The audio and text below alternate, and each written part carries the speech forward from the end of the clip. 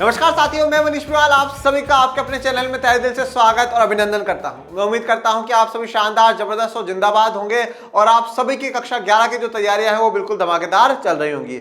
और इन्हीं धमाकेदार तैयारियों को और भी धांसू बनाने के लिए आज हम लोग पढ़ने जा रहे हैं कक्षा 11 की अर्थशास्त्र में भारतीय अर्थव्यवस्था के विकास की किताब का अंतिम अध्याय 10, जिसका नाम है भारत और इसके पड़ोसी देशों के तुलनात्मक विकास अनुभव। चैप्टर का बड़ा नाम है और चैप्टर बड़ा ही इंटरेस्टिंग चैप्टर है, बड़ा इंफॉर्मेटिव चैप्टर है जो आपको काफी जानकारी देगा। अध्याय 10 है, नई एनसीईआरटी में ये अध्याय 8 है, तो प्लीज जो चेंजेस है उनको थोड़ा सा कवर कर लीजिए। 8 या 9 नंबर पर है, ठीक है। और जो पुरानी एनसीईआरटी है उसमें अध्याय 10 के हिसाब से है, तो चैप्टर का नाम वही है, चैप्टर का जो कंटेंट है वो नई के हिसाब से ही कराया जा रहा है। और आज उसका जो है वो लेक्चर नंबर 1 है। और फर्स्ट लेक्चर में हम हमेशा चैप्टर फ्लो जानते हैं, तो आज इसका भी चैप्टर फ्लो जान लेते हैं कि हमें इसमें पढ़ना क्या। हम इसमें बात करेंगे परिचय, इंट्रोडक्शन इस चैप्टर के की। उसके बाद करेंगे एक विकास पथ, एक चित्रांकन, ठीक है। जो विकास पथ है, किस प्रकार से भारत और जो उसके पड़ोसी देश है वो विकास के पथ पर अग्रसर हुए हैं वो जानेंगे। जनांकीय संकेतक पढ़ेंगे। जनांकीय संकेतक मतलब वहां पर जो डेमोग्राफी है, जो वहां की पॉपुलेशन है, जनसंख्या है, उसके बारे में बात करेंगे। सकल घरेलू उत्पाद और क्षेत्रों की बात करेंगे, जीडीपी, और उसके अलावा जो प्राथमिक क्षेत्र, द्वितीय क्षेत्र, तृतीय क्षेत्र होते हैं उनकी बात करेंगे। मानव विकास के जो संकेत है, स्वास्थ्य, शिक्षा, इनकी चर्चा करेंगे। और विकास नीतियां जो हुई हैं इन देशों में उनका मूल्यांकन करेंगे कि कहां तक वो विकास हुआ है और कहां तक वो नीतियां सफल हुई है और कहां तक नहीं। ये जो तस्वीर दिखाई गई ये आपको डेवलपमेंट के लिए, विकास के नजरिए से दर्शाई गई है। अब आज हम लोग क्या पढ़ेंगे गुरुजी? आज हम लोग बात करेंगे परिचय की, इंट्रोडक्शन की, और उसके बाद हम बात करेंगे विकास पथ, एक चित्रांकन, ठीक है। चलिए शुरू करते हैं आज के लेक्चर को। सबसे पहले बात कर लेते हैं जॉन एफ कैनेडी के एक डायलॉग की, ठीक है। भूगोल ने हमें पड़ोसी, इतिहास ने मित्र, अर्थशास्त्र ने भागीदार तथा आवश्यकताओं ने सहयोगी बना दिया। जिन्हें भगवान ने ही इस प्रकार जोड़ा है उन्हें इंसान कैसे अलग कर पाए। John F Kennedy. John F Kennedy कौन है? अमेरिका के राष्ट्रपति रहे हुए हैं। तो इन्होंने पड़ोसी देशों के बारे में, देशों के संबंधों के बारे में इन्होंने बात करते हुए कहा भूगोल ने हमें क्या बनाया? पड़ोसी बनाया, ठीक है। मतलब ज्योग्राफिकली हम पड़ोसी हैं। हमने चुना तो नहीं ना कि साहब मेरे पड़ोस में ये वाला देश होना चाहिए, मेरे इधर ये वाला, नीचे ये वाला, ये नहीं। और ऐसा ही हम जनरली, ये तो देशों की बात है, हम खुद का पड़ोसी नहीं चुन पाते। आज मान लीजिए मेरा पड़ोस का मकान कोई व्यक्ति आकर के खरीद लेता तो मैं कौन हूँ भैया रोकने वाला? तो हम हमारे पड़ोस को ही निश्चित नहीं कर सकते। तो इस प्रकार से भूगोल ने हमें पड़ोस दिया है। इतिहास ने हमें मित्र बनाया। हम हमारा इतिहास देखते सब, जैसे हम कहते हैं रूस हमारा बहुत अच्छा दोस्त है, तो क्यों हम इतिहास की तरफ देखते हैं, इतिहास में उन्होंने हमारी बहुत मदद करी है। अर्थशास्त्र ने क्या बना दिया? भागीदार बना दिया। कि अर्थशास्त्र ने भागीदार किस प्रकार से बनाया? जैसे कि साहब आपके देश को में ये चीज आती है, हमारे देश में ये, हम एक दूसरे के साथ इसका व्यापार कर लेते हैं। तो अर्थशास्त्र ने हमें भागीदार बनाया एक दूसरे का। और जो हमारी जरूरतें हैं, आवश्यकताएं, उन्होंने हमें सहयोगी बना दिया कि भाई मेरी ये जरूरत है, मेरी जरूरत आप पूरी कर दिया और आपकी ये जो जरूरत है वो हम पूरी कर देंगे। तो जॉन एफ कैनेडी कहते हैं कि भूगोल ने हमें पड़ोसी बनाया, इतिहास ने हमें मित्र बनाया, अर्थशास्त्र ने भागीदार बनाया और आवश्यकता ने हमें सहयोगी बनाया। जब भगवान ने ही इस प्रकार से हम लोगों को जोड़ा है, मतलब ये सब क्या है? भगवान ने जोड़ा है कि अर्थशास्त्र के जरिए जोड़ा, भूगोल के जरिए जोड़ा, इतिहास के जरिए, आवश्यकताओं के जरिए हमें जोड़ा है। जब भगवान ने हमें इस प्रकार जोड़ा है तो इंसान हमें कैसे अलग कर पाएंगे? मतलब क्या कहते हैं जॉन एफ कैनेडी कि हम सब एक हैं, हमें मिलजुल कर करके, यूनाइटेड होकर करके रहना चाहिए। और ये बात कौन कह रहे हैं? अमेरिका के राष्ट्रपति जॉन एफ कैनेडी कह रहे हैं। यह है जॉन एफ कैनेडी। चलिए अब आ जाइए परिचय, इंट्रोडक्शन की बात कर लेते हैं। देखिए बच्चों, ये वाला जो चैप्टर है इंट्रोडक्शन, अभी तक अब ये इस किताब का लास्ट और अंतिम अध्याय है। इसके बाद हम सांख्यिकी की किताब की तरफ आगे बढ़ेंगे। इस पूरी किताब को अगर एक बार आप एक नजरिए से देखने की कोशिश करें तो हमने कहां से शुरुआत करी थी? हमने शुरुआत करी थी कि जिस दिन भारत स्वतंत्र हो रहा था उसकी पूर्व संध्या पर भारत की क्या स्थिति थी, उसकी हमने जिक्र करा कि भैया जब अंग्रेज जा रहे थे तो उस समय भारत की वो क्या स्थिति छोड़ करके गए, क्या आर्थिक स्थिति आती है। उसके बाद हम लोगों ने देखा कि 1947 से लेकर करके 90 तक भारत में किस प्रकार की जो नीतियां हैं वो नीतियां चलती है, किस प्रकार से पंचवर्षीय योजना का आना, योजना आयोग का आना, पंचवर्षीय योजनाओं के 4 लक्ष्यों को तय करना, उनमें विकास का कार्यक्रम को गति देना, जो प्लान डेवलपमेंट है, जो योजनागत प्लानिंग है, उसको हमने अपनाया। ये सब कुछ हमने देखा। उसके बाद हम देखें कि 1991 में हम नई आर्थिक सुधार लेकर के आए, न्यू इकोनॉमिक पॉलिसी लेकर के आए, जिसमें हमने एलपीजी को अपनाया, लिबरलाइजेशन, प्राइवेटाइजेशन और ग्लोबलाइजेशन, उदारीकरण, निजीकरण और वैश्वीकरण को हम लोगों ने अपनाया। फिर उसके बाद हम लोग जब चैप्टर 4 में बढ़े तो हमने निर्धनता की बात करी, गरीबी की, पॉवर्टी की बात करी। पॉवर्टी के बाद जब देखा कि गरीबी की काफ़ी स्थिति है और ये देखा कि जो गरीबी है उसमें काफ़ी लोग ग्रामीण क्षेत्रों में है, तो फिर हमने अध्याय 5 में डिस्कस करा, ग्रामीण विकास के बारे में हम लोगों ने चर्चा करी कि जो ग्रामीण विकास है वो होना चाहिए और ग्रामीण विकास में क्या क्या आता है वो हम लोगों ने डिस्कस करा। ग्रामीण विकास के बाद जब हम आगे और बढ़ते हैं फिर हम लोगों ने रोजगार की बात करी, ठीक है, जो रोजगार है कि हर व्यक्ति को रोजगार मिलना चाहिए, उस रोजगार में संवृद्धि होनी चाहिए, अनौपचारिक जो मुद्दे हैं उनकी बात हम लोगों ने करी। फिर उसके बाद जो अब हम लोग पिछला जो अध्याय पढ़ करके आ रहे हैं उसमें हमने और चर्चाएं करी। मतलब अभी तक आप लोगों ने ओवरऑल इंडिया की 1947 के बाद अलग अलग क्षेत्रों में क्या स्थिति रही है वो आप लोगों ने जान ली। आज हम लोगों को ये देखना है, और देखिए हमेशा एक जनरल फिनोमेना भी मैं आपको बताता हूँ। आज हम लोग क्या करते हैं, हम कभी भी अपनी जो सक्सेस है ना उसको किससे मेजर करने की कोशिश करते हैं, पड़ोसी से मेजर करने की कोशिश करते हैं। हमारे जीवन में ये नॉर्मली है, अगर पड़ोसी ने 1 मंजिल का घर बनाया तो हम सोचते हैं यार उसने 1 बनाया तो हम 2 का बनाते हैं, वो 2 का बना रहा हम 3 मंजिल का बना, अरे यार पड़ोसी के घर में गाड़ी खड़ी, मेरे घर मुझे भी गाड़ी लेकर के आनी। हम चाहे पड़ोसी कोई सा भी, आप जहाँ रह रहे हो वो उसका पड़ोसी देख लो, आपके स्कूल में जो बिल्कुल आपके पड़ोस में बैठता है यार उसके इतने नंबर आए तो मेरे इतने नंबर क्यों नहीं आए, जो आपको बिल्कुल खास होता है उसी से हम क्या करते हैं, कंपटीशन करने की कोशिश करते हैं। हम खुद का मिलान उसी से करते हैं कि भैया उसकी तुलना में हम कितनी अच्छी स्थिति में हैं और कितनी बेकार स्थिति में हैं। तो इसी प्रकार से ये वाला अध्याय भी ये दिखाता है कि भारत और भारत के जो पड़ोसी देश है इसमें भी विशेष करके हम 2 देशों की बात करेंगे, चीन और पाकिस्तान। इन तीनों देशों ने लगभग अपनी जो विकास की यात्रा है तीनों ने एक साथ शुरू करी है। 1947 में भारत पाकिस्तान आज़ाद होते हैं, 1949 में चीन गणराज्य की स्थापना होती है। तो तीनों ने एक साथ कहीं ना कहीं विकास की योजनाओं को शुरुआत करी, और विकास की योजनाएं शुरुआत में ही तीनों ने लगभग सेम अपनाई है। समाजवाद मॉडल, पंचवर्षीय योजनाएं, इनको अपनाया है। तो अब इन तीनों देशों में जो विकास हुआ है उसकी तुलना करनी है, कंपैरिजन करना है अलग अलग स्तर पे। हम जनांकीय स्तर पे देखेंगे, सकल घरेलू उत्पाद पे देखेंगे, रोजगार पे देखेंगे, शिक्षा स्वास्थ्य के क्षेत्रों में देखेंगे, सभी क्षेत्रों पे हम चर्चा करेंगे। तो इस चैप्टर में भारत और उसके पड़ोसी देश, और पड़ोसी देश में भी चीन और पाकिस्तान, इनके साथ तुलना करनी है।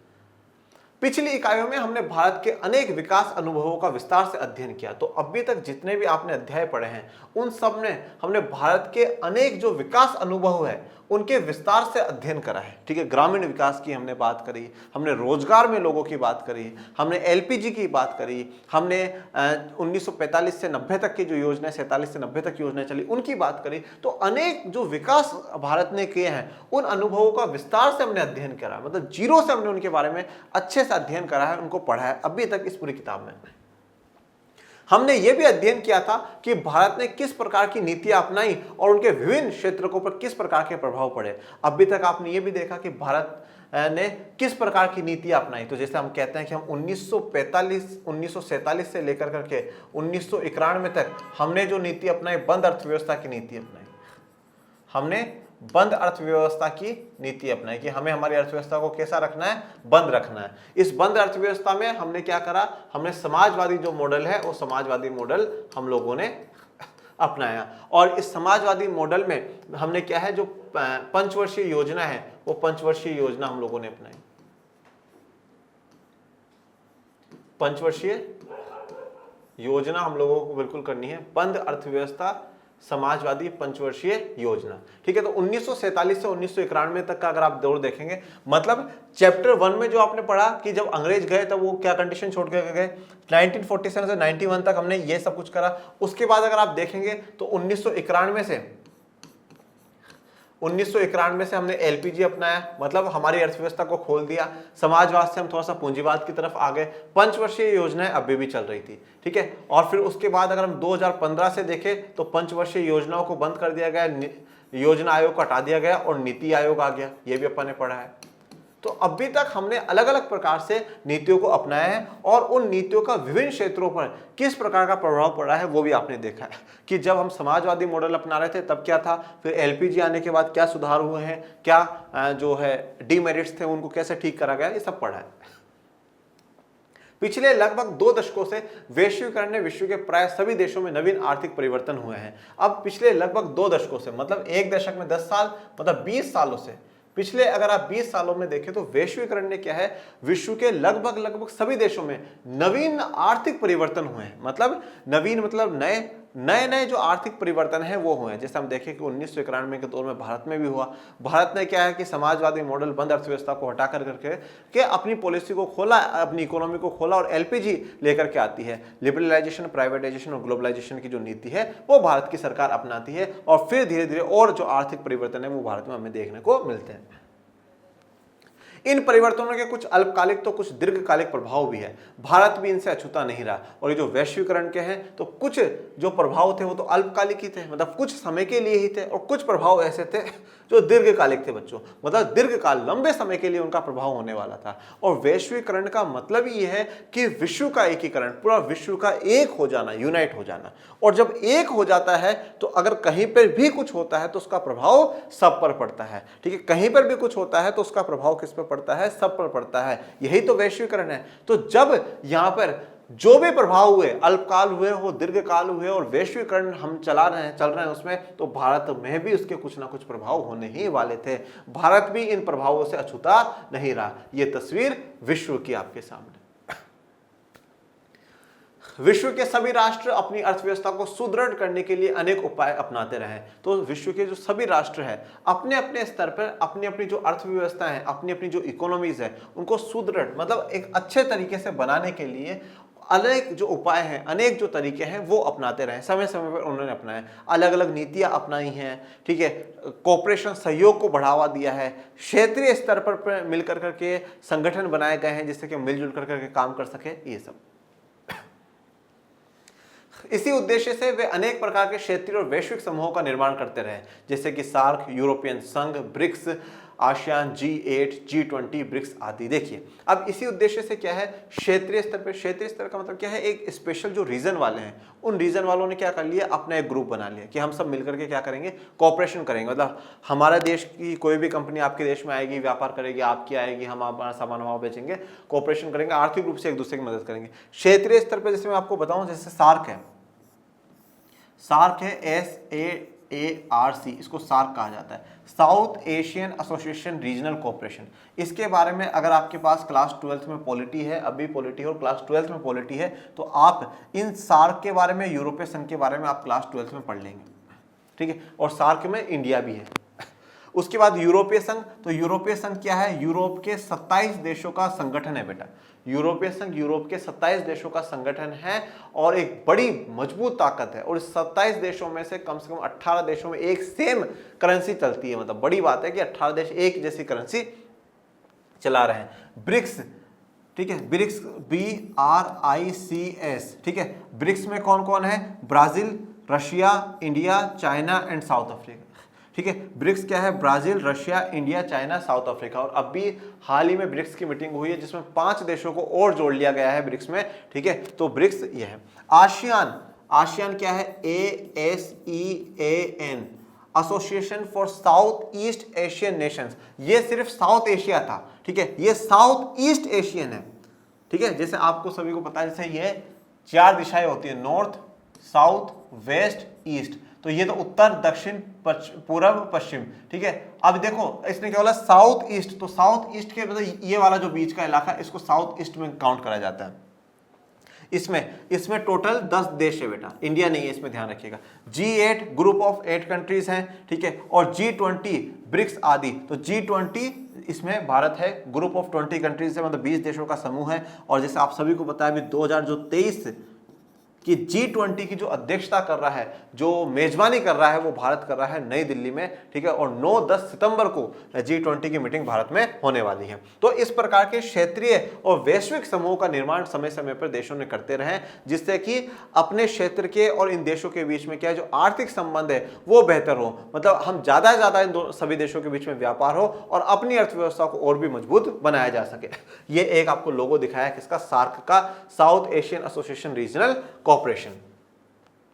अगर 12th में पॉलिटी है तो इनमें से आप काफी कुछ पढ़ लोगे, सार्क पढ़ लोगे, यूरोपीय संघ पढ़ लोगे, आसियान का भी वहां पे कवर हो जाएगा। ठीक है, ये सब वहां पे कवर हो जाता है। इसके अतिरिक्त विभिन्न राष्ट्र इस बात के लिए उत्सुक रहे हैं कि वे अपने पड़ोसी राष्ट्रों द्वारा अपनाई गई विकासात्मक प्रक्रियाओं को समझने की कोशिश करें। इसके अलावा देखो अब क्या है, क्षेत्रीय संगठन बना लेंगे, वैश्विक संगठन बना लेंगे। अब क्षेत्रीय संगठनों का तो आपने उदाहरण देखा, वैश्विक संगठनों का मैं आपको उदाहरण बताता हूं, जैसे कि अंतरराष्ट्रीय मुद्रा कोष, उसमें विश्व के सारे ही देश जुड़े हुए हैं। विश्व व्यापार संगठन, विश्व के सारे ही देश जुड़े हुए हैं। विश्व बैंक, विश्व के सारे ही ऑलमोस्ट देश जुड़े हुए हैं। ठीक है, तो क्षेत्रीय और वैश्विक स्तर पर संगठन बना लिए। उसके अलावा अब जो विभिन्न राष्ट्र हैं ये सब क्या उत्सुक रहते हैं, मतलब एक्साइटेड रहते हैं कि साहब हमारे पड़ोसी देश ने विकास के लिए कौन सी प्रक्रियाएं अपनाई हैं। ठीक है, जैसे हम लोग भी एक्साइटेड रहते हैं, अरे आज पड़ोसियों के घर में 5 लोग आए, कौन आया है, ये कौन आया, देख के तो हूँ, अरे अच्छा आज इनके तो कार्यक्रम है, अरे अपन को तो बुलाया ही नहीं इनके कार्यक्रम में, कैसे मतलब अपन ऐसा नहीं होता है बहुत एक्साइटेड, पड़ोस में क्या हो रहा है, खुद के घर में क्या हो रहा है वो नहीं पता, पर पड़ोस वाले में क्या हो रहा है वो एक्साइटेड रहते हैं ना, अरे वो सामने वाले देख आज उनके घर में कौन आया, हाँ पता नहीं, डेली आते हैं उनके घर में, पता नहीं कहाँ से आते हैं लोग, रोज ही आते हैं, कहाँ चले जाते हैं भगवान ही जाने। ठीक है, मतलब सारी खबर है पर फिर एंडिंग का डायलॉग रहता है भगवान ही जाने। भगवान से ज्यादा तो आप जान रहे हो चाहे उसके पड़ोस वाले के घर की पूरी निगरानी आप रखते हो। ठीक है, तो इसी प्रकार से क्या है, हर देश ये बड़ा उत्सुक रहता है कि जो हमारा पड़ोसी देश है उसने कौन सी विकास की नीति अपना रखी है, कौन सी पॉलिसीज अपना रखी है, जिससे कि वो पॉलिसीज अपना करके हम भी डेवलपमेंट विकास की तरफ बढ़ सके। इससे उन्हें अपने पड़ोसी देशों की शक्तियों एवं कमजोरियों को बेहतर ढंग से समझने में मदद मिलेगी। देखो हमेशा एक बात ध्यान रखना कि अगर मदद का देने वाला भी होता है सबसे पहले तो पड़ोसी होता है, और अगर पड़ोसी को काटने का भी काम सबसे पहले करता है तो पड़ोसी करता है, मतलब पीठ के पीछे छुरा घोंपने का भी जो काम करता है वो पड़ोसी करता है। इसलिए इंसान सबसे पहले खुद को जो सेफ जोन में डालता है ना वो पड़ोसी से ही डालता है। ये नेचुरली भी बात है और ये ऐसे देशों के मामले में भी बात है। तो अब क्या है, पड़ोसी देश क्या कर रहा है क्या नहीं कर रहा, उनकी गतिविधियों पर नजर होना भी जरूरी है, क्योंकि उनकी शक्तियां और उनकी कमजोरियों के बारे में पता होना जरूरी है। ठीक है, क्योंकि नहीं तो वो कल को किसी भी जो पड़ोसी देश उसको अटैक करके नुकसान पहुंचा सकते हैं। वैश्वीकरण की प्रक्रिया के दौरान इसे विशेष रूप से विकासशील देशों के लिए आवश्यक समझा गया, क्योंकि वे अपेक्षाकृत सीमित स्थान में न केवल विकसित देशों द्वारा प्रतिस्पर्धा का सामना कर रहे थे बल्कि आपसी प्रतिस्पर्धा का भी। देखिए अब वैश्वीकरण की प्रक्रिया का दौरान विकासशील देशों के लिए इसको आवश्यक समझा गया कि जो विकासशील देश है उनके लिए आवश्यक है, क्योंकि वे अपेक्षाकृत सीमित स्थान में न केवल विकसित देशों से प्रतिस्पर्धा कर पा रहे थे और न ही बल्कि आपसी से प्रतिस्पर्धा कर रहे थे। तो ये जरूरी था कि भैया वैश्वीकरण का दौर यहाँ पर आइए, वैश्वीकरण की तस्वीर। इसके अतिरिक्त अपने पड़ोसी देशों की अन्य आर्थिक व्यवस्थाओं की जानकारी भी आवश्यक थी, क्योंकि क्षेत्र की सभी मुख्य सामान्य आर्थिक गतिविधियां एक सहभागी वातावरण में मानव विकास से संबंधित थी। और इसके अलावा क्या है, पड़ोसी देशों की जो अन्य आर्थिक व्यवस्थाओं की जानकारी है वो भी जरूरी है कि पड़ोसी जो देश है उसमें क्या आर्थिक व्यवस्था हो रही है, क्या चल रहा है, क्या कर रहे हैं, ये सब। तो क्योंकि क्षेत्र की जो सभी मुख्य सामान्य जो आर्थिक गतिविधियां होती है उनमें एक सहभागी बनकर करके ही हम मानव विकास से जुड़ सकते हैं, मानव विकास कर सकते हैं।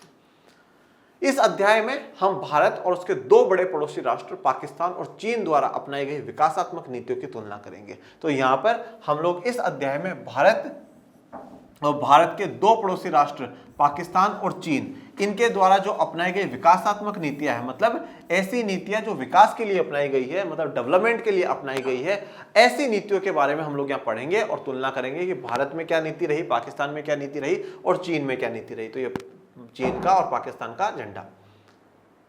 परंतु ये याद रखना होगा कि भौतिक साधन संपन्नता संबंधी समानताओं के बावजूद विश्व के सबसे बड़े लोकतंत्र और 50 से भी अधिक वर्षों से धर्मनिरपेक्षता और अति उदार संविधान के प्रति प्रतिबद्ध रहे भारत की राजनीतिक शक्ति व्यवस्था और पाकिस्तान की सत्तावादी एवं सैन्यवादी राजनीतिक शक्ति संरचना या चीन की निर्देशित अर्थव्यवस्था के बीच कोई समानता नहीं है। चीन ने तो हाल ही में उदारवादी व्यवस्था की दिशा में अग्रसर होना प्रारंभ किया है। देखो अब आपको एक बात बताता हूं, हम आर्थिक व्यवस्था के रूप में इनकी तुलना करेंगे, भारत की, पाकिस्तान की, चीन की। राजनीतिक व्यवस्थाओं में तो बिल्कुल भी तुलना करने का कोई तात्पर्य है ही नहीं। क्यों नहीं है बेटा? क्यों? क्योंकि भारत क्या है, भारत विश्व का सबसे बड़ा लोकतंत्र देश है, ठीक है, जहां पर सबसे ज्यादा लोग वोट डालते हैं और बिल्कुल निष्पक्ष जो चुनाव होते हैं वो होते हैं। और 1947 से लेकर करके आज तक बिल्कुल सही तरीके से चुनाव होते हुए आए हैं। हर व्यक्ति को वोट का अधिकार मिला है, हर व्यक्ति को चुनाव लड़ने के अधिकार मिले हैं। सच्चे रूप में हम लोकतंत्र को मानते हुए आ रहे हैं। उसके अलावा 50 वर्ष से भी अधिक का समय हो गया हमें धर्मनिरपेक्षता को निभाते हुए, कि सभी धर्म के लोग हैं बिल्कुल शांतिपूर्ण तरीके से भारत में रह पा रहे हैं। इसके अलावा अति उदार संविधान, जो हमारा संविधान है वो बिल्कुल उदारवादी संविधान है, मतलब सबके प्रति प्रेम भाव, सबके प्रति उदारता वाला भाव रखता है। ऐसे संविधान के प्रति प्रतिबद्ध रहे हैं हम लोग, डेडिकेटेड रहे हैं भारत। तो यहाँ राजनीतिक शक्ति व्यवस्था जो है वो बिल्कुल काबिल तारीफ है। पाकिस्तान में क्या है, पाकिस्तान में तो सत्तावादी है, मतलब वहाँ पे तो कभी लोकतंत्र फिर कभी सेना का शासन। पाकिस्तान में अब जब आप क्लास 12 में पॉलिटी पढ़ेंगे ना बेटा, तो उसमें पूरा बताया जाएगा कि पाकिस्तान में किस प्रकार से 1947 से लेकर करके आगे तक बार बार में मिलिट्री का शासन चला है, बार बार में मिलिट्री आई है, बार बार में सेना का शासन है। अब चीन ने तो शुरुआती जो करी तो वो क्या है, ऐसा करा निर्देशित अर्थव्यवस्था की भैया, जो वहाँ का लीडर था माओ, वही पूरी अर्थव्यवस्था पे कंट्रोल करके बैठा था। और आज भी अगर आप देखेंगे तो वहाँ तो साम्यवादी शासन, मतलब एक जो कम्युनिस्ट पार्टी है वही चुनाव लड़ सकती है और वही जीत सकती है। और शी जिनपिंग जो वहाँ के राष्ट्रपति है, उन्होंने तो ये घोषणा ही कर दी सब जब तक मैं हूँ तब तक कोई चुनाव नहीं, सब मैं ही रहूंगा। और चीन ने हाल में उदारवादी व्यवस्था की दिशा में भी अग्रसर प्रारंभ होना कर दिया। चलिए, विकास पथ एक चित्रांकन। अब इसमें हमें विकास पथ की चर्चा करनी है, ठीक है। जो डेवलपमेंट वाला जो रोड है, मतलब उसकी चर्चा करेंगे, किस प्रकार से जो तीनों देश हैं, चीन, भारत और पाकिस्तान, तीनों ही देश जो है किस प्रकार से विकास के पथ पर अग्रसर होते हैं, किस प्रकार से वो आगे बढ़ते हैं, ये हम लोगों को जानना है। क्या आप ये जानते हैं कि भारत, पाकिस्तान और चीन की विकासात्मक नीतियों में अनेक समानता है? क्या आपको ये बात पता है कि भारत, पाकिस्तान और चीन की जो विकासात्मक जो नीतियां हैं उनमें काफी समानता है, काफी सिमिलरिटी है, मतलब लगभग एक जैसी सी, जो आप कहते हैं ना एक जैसी जो पॉलिसीज हैं, वैसी पॉलिसीज आपको यहाँ पर देखने में मिलेगी। तीनों राष्ट्रों ने विकास पथ पर एक ही समय चलना प्रारंभ किया था। तो तीनों ही देशों ने विकास पथ पर, मतलब विकास के रास्ते पर चलना लगभग एक समय पर ही प्रारंभ किया था। जैसे मैंने आपको अभी शुरुआत में भी कहा कि भारत और पाकिस्तान 1947 में आजाद हुए, फिर उसके बाद वो विकास पथ की तरफ अग्रसर हुए। चीनी गणराज्य की 1949 में स्थापना हुई, फिर वो विकास पथ की तरफ अग्रसर हुआ। तो लगभग सभी 1947-50 के आसपास ही विकास पथ की तरफ बढ़ रहे हैं। तो तीनों देशों की विकासात्मक नीतियों में काफी समानता है भी, ये भी हम लोग देखेंगे। और दूसरा, तीनों ही देशों ने एक समय पर साथ चलना प्रारंभ किया है, ये पाकिस्तान और भारत का झंडा। भारत और पाकिस्तान 1947 में स्वतंत्र हुए, जबकि चीन गणराज्य की स्थापना 1949 में हुई। तो भारत और पाकिस्तान कब आजाद हुए? 1947 में आजाद हुए, और चीन गणराज्य 1949 में, ठीक है। तो अब यहां से सब इनके लोगों के और यहाँ की सरकारों के हाथ में डोर थी। ये अब आगे ले जाने की जिम्मेदारी इन लोगों की थी, ब्रिटिशर्स की नहीं थी। ब्रिटिशर्स से आजाद हो चुके थे। अब एक साथ ही मतलब इन तीनों देशों ने कहीं ना कहीं डेवलपमेंट, विकास के रास्ते पर चलना शुरू किया। उस समय पंडित जवाहरलाल नेहरू ने अपने भाषण में कहा था, यद्यपि भारत और चीन के बीच विचारधारा में बहुत भेद है, लेकिन नए और क्रांतिकारी परिवर्तन एशिया की नवीन भावनाओं और नई शक्ति के प्रतीक हैं, जो एशिया के देशों में साकार रूप ग्रहण कर रहे हैं। देखिए, अब क्या है, पंडित जवाहरलाल नेहरू, ठीक है, हमारे भारत के प्रथम प्रधानमंत्री पंडित जवाहरलाल नेहरू जी, और सबसे बड़ा कार्यकाल करने वाले प्रधानमंत्री, 1947 से लेकर करके 1962 तक भारत के प्रधानमंत्री रहे, ठीक है। और फिर 27 मई 1962 को इनकी डेथ हो जाती है, मृत्यु हो जाती है, ठीक है। फिर इनके बाद लाल बहादुर शास्त्री जी भारत के प्रधानमंत्री बनते हैं, ठीक है। और पॉलिटी अगर आप पढ़ते हैं तो 12th में आपको पूरा ये जानने को मिलेगा कि जवाहरलाल नेहरू जी से लेकर करके जो माननीय अभी प्रधानमंत्री हैं नरेंद्र मोदी जी तक कौन कौन प्रधानमंत्री बना, उन्होंने क्या क्या काम करे, सब आपको जानने का मौका मिलेगा। तो जवाहरलाल नेहरू जी एक अच्छे राजनेता के साथ एक अच्छे वक्ता भी थे, मतलब स्पीचेस बढ़िया दिया करते थे। और इनकी एक बहुत बड़ी फेमस स्पीच है बेटा, जिसका मैं जिक्र काफ़ी बार करता हूँ। जब 14-15 अगस्त की मध्य रात्रि को जब आज़ादी मिली भारत को, ठीक है, तो रात के बिल्कुल 12 बजे के टाइम पे संविधान सभा में जवाहरलाल नेहरू खड़े होकर के एक स्पीच देते हैं, जिसको ट्रिस्ट विद डेस्टिनी स्पीच कहा जाता है। और उस स्पीच में, उस भाषण में जवाहरलाल नेहरू जी क्या कहते हैं कि बोले, इस रात का इस रात में आज पूरी दुनिया सो रही है पर हम लोग जग रहे हैं। क्यों? क्योंकि हमें इस रात का, इस समय का बड़े वर्षों से इंतजार था। 200 सालों का संघर्ष हमारा ये रात आज लेकर के आया है। 200 सालों में हजारों लाखों की संख्या में लोग शहीद हुए हैं। वो शहीदी के कारण आज ये जो आज़ादी की रात है, ये रात आई, इसलिए आज हम लोग जग रहे हैं। फिर जवाहरलाल नेहरू कहते हैं कि ये जो आज़ादी है, ये आज़ादी हम पर जिम्मेदारियां लेकर करके आती है। आज से देश को आगे ले जाने की जिम्मेदारी, देश को निरंतर विकास के पथ पर आगे बढ़ाने की जो जिम्मेदारी है वो आज से हमारी है। और हमारी का मतलब सरकार नहीं है, हमारे का मतलब देश की एक एक व्यक्ति की जिम्मेदारी है। क्योंकि अभी तक तो जो भी होता था हम कह देते वाह वाह वाह ब्रिटिशर्स ने कितना अच्छा काम करा है, अरे वाह देखो ब्रिटिशर्स ने कितना खराब काम करा है। तो हम अभी तक तो जो कुछ हम ब्रिटिशर्स के पे डाल देते थे, अभी तक तो जो मतलब कमांड थी वो ब्रिटिशर्स की थी, पर अब आज ब्रिटिशर्स जा चुके हैं। अब हम लोग बिल्कुल फ्री है। अब देश को आगे ले जाना की जो जिम्मेदारी है वो हम सब की है। तो इसलिए मैं बार बार कहता हूं कि हमें हर बार सरकारों पर भी दोष आरोप नहीं लगाने चाहिए, सरकार ये नहीं करती वो नहीं करती। मैं यही कहता हूं कि जवाहरलाल नेहरू जी की उस बात को याद रखिए और अपनी जो जिम्मेदारियां हैं, अपने जो कर्तव्य हैं देश के प्रति, उन कर्तव्यों को निभाइए, उन जिम्मेदारियों को पूरा निभाइए। तो ऐसा ही एक भाषण जवाहरलाल नेहरू जी का यहाँ पर भी दिया गया है, पढ़ लेते हैं। क्या कहते हैं कि भारत और चीन के बीच विचारधारा में बहुत भेद है, मतलब दोनों के में विचारधारा में भेद है। क्यों है? देखो, भारत तो पूरा लोकतांत्रिक देश है बच्चों, पूर्ण रूप से लोकतांत्रिक देश है। चीन एक थोड़ा साम्यवादी देश है, मतलब वो थोड़ा लोकतंत्र को कम ही मानता है। लेकिन नए और क्रांतिकारी परिवर्तन, जो नए और जो क्रांतिकारी परिवर्तन लेकर के आए, उससे एशिया की जो नवीन भावना है और नवीन शक्ति के प्रतीक में एशिया के देशों में साकार रूप ग्रहण कर रहे हैं। मतलब एक नवीन शक्ति के रूप में दोनों ही उभरेंगे। जवाहरलाल नेहरू जी के विचार। तीनों देशों ने एक ही प्रकार से अपनी विकास नीतियां तैयार करना शुरू किया और तीनों ही देशों ने, भारत ने, चीन ने और पाकिस्तान ने, तीनों ही देशों ने एक ही प्रकार से अपनी जो विकास की नीतियां हैं, अपनी जो डेवलपमेंट की जो पॉलिसीज है, उनको एक ही प्रकार से अपनाना और तैयार करना शुरू किया। भारत ने, अब देखिए, अब आप सभी को पता है, भारत का तो आपने पूरा पढ़ लिया कि भारत ने 1950 में योजना आयोग बनाया, उसके बाद पंचवर्षीय योजना लेकर करके आई, हर 5 साल के टारगेट्स लिए, उन टारगेट को पूरा करने का काम किया, पंचवर्षीय योजनाओं के कुछ लक्ष्य रखे और बड़े बड़े जो इंस्टीट्यूट्स हैं वो खोले गए। तो अब भारत ने 1951 से 56 में प्रथम पंचवर्षीय योजना की घोषणा की। ठीक है, तो भारत की जो प्रथम पंचवर्षीय योजना है वो कब से कब रही? 1951 से 1956। फिर पाकिस्तान ने भी वही मॉडल चलाया और पाकिस्तान ने 1956 में अपनी प्रथम पंचवर्षीय योजना की घोषणा की थी, जिसे मध्यकालिक विकास योजना भी कहा जाता है। ठीक है, तो अब पाकिस्तान ने 1956 में प्रथम पंचवर्षीय योजना चलाया, जिसे मध्यकालिक विकास योजना भी कहा जाता है। चीन ने 1953 में अपनी प्रथम पंचवर्षीय योजना की घोषणा करी। तो अब देखिए, सबसे पहले किसने? भारत ने।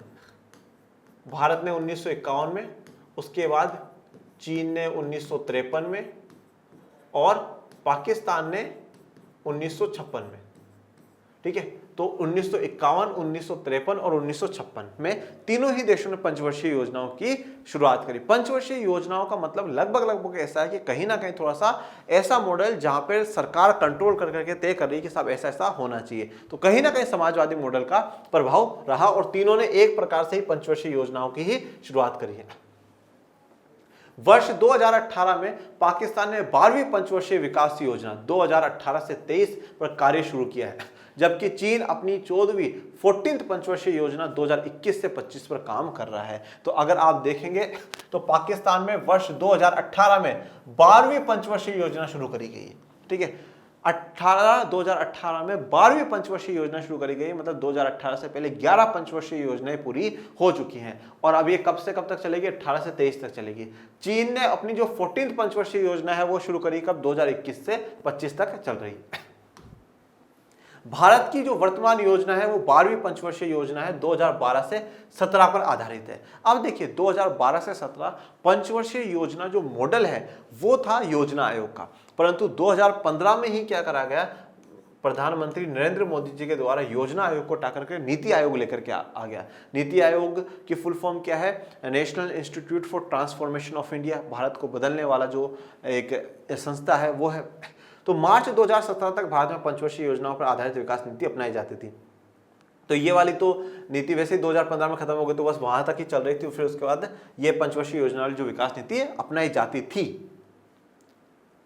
भारत और पाकिस्तान ने समान नीतियां अपनाई, जैसे व्रत सार्वजनिक क्षेत्र का सर्जन और सामाजिक विकास पर सार्वजनिक व्यय। ठीक है, भारत की, पाकिस्तान की, चीन, लगभग तीनों ने एक जैसी, तो देखिए समान नीतियां अपनाई। क्या? व्रत सार्वजनिक क्षेत्र का सर्जन। व्रत का मतलब क्या होता है? बड़े लेवल पे। ठीक है, बड़े लेवल पर सार्वजनिक क्षेत्र का सर्जन मतलब ज्यादा से ज्यादा जो कंट्रोल होना चाहिए वो किसका होना चाहिए? सार्वजनिक क्षेत्र का होना चाहिए, सरकार का होना चाहिए। प्राइवेट वालों के हाथ में ज्यादा नहीं देना, पब्लिक सेक्टर के हाथ में ज्यादा। कोई फैक्ट्री बने, कोई इंडस्ट्री बने, किसके हाथ, कौन चलाए? सरकार चलाए। तो ऐसे क्षेत्र को ज्यादा सर्जित करना है, ऐसे क्षेत्र को ज्यादा क्रिएट करना है जो सरकार का हो। उसके अलावा सामाजिक विकास पर सार्वजनिक व्यय। सार्वजनिक व्यय का मतलब क्या है? सरकार के द्वारा करा गया खर्चा, और वो खर्चा किस पर हो? समाज के विकास पर हो, मतलब गरीबी को दूर करने के लिए, ठीक है, पिछड़ेपन को दूर करने के लिए, इन सब पर खर्चा किया गया है। 1980 के दशक तक तीनों देशों की संवर्धित दर और प्रति व्यक्ति आय समान थी। 1980 के दशक तक अगर आप देखेंगे तो तीनों ही देशों की संवर्धित दर और प्रति व्यक्ति जो आय है वो समान थी, मतलब लगभग एक जैसी ही थी। मतलब जो उनका ग्रोथ हो रही थी वो भी एक जैसी थी, और देश में जो हर व्यक्ति की इनकम थी वो भी सेम थी। परंतु चाइना 1978 में आकर करके अपनी नीतियों में परिवर्तन कर लेता है। भारत 1990 के बाद परिवर्तन कर लेता है, अपनी आर्थिक नीतियों को सुधार लेता है। ठीक है, तो फिर और काफी बड़े परिवर्तन हमें देखने को मिलते हैं। एक दूसरे की तुलना में आज उनकी स्थिति क्या है? ठीक है, अब एक दूसरे की तुलना में देखें भाई, भारत, पाकिस्तान, चीन में एक दूसरे में किसकी स्थिति कहाँ है?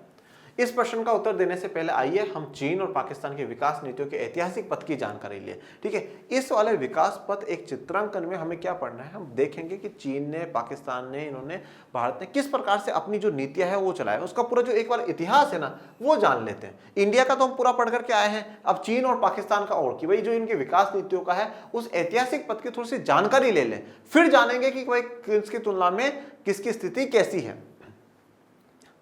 पिछली 3 इकाइयों का अध्ययन करने के बाद अब हम ये जानते हैं कि भारत स्वतंत्रता प्राप्ति के समय से कौन सी नीतियां अपनाता रहा है। तो हमने 3 इकाइयों से पहले तक का जो अध्ययन करा, हम अच्छे से जानते हैं कि भारत ने कौन कौन सी नीतियां अपनाई और उनके क्या प्रभाव रहे हैं। तो अब हम चीन और पाकिस्तान की जो नीतियों का ऐतिहासिक जानकारी है वो लेंगे, और वो जो लेंगे वो अगले लेक्चर में लेंगे। आज के लेक्चर के लिए इतना ही। आपको कोई डाउट, कोई समस्या हो तो कमेंट बॉक्स में मेंशन करिएगा। आज का लेक्चर कैसा लगा ये भी जरूर बताइएगा। और मेरे प्यारे विद्यार्थी, पढ़ते रहिए, आगे बढ़ते रहिए, और अपने चैनल को लर्न एंड शेयर आर्ट्स को लाइक, शेयर, सब्सक्राइब करते रहिए। और डिस्क्रिप्शन में टेलीग्राम चैनल का भी लिंक दे रखा है, प्लीज़ उसको भी ज्वाइन कर लीजिएगा। और मिलते हैं नेक्स्ट लेक्चर में, तब तक के लिए थैंक यू सो मच। जय हिंद, जय भारत।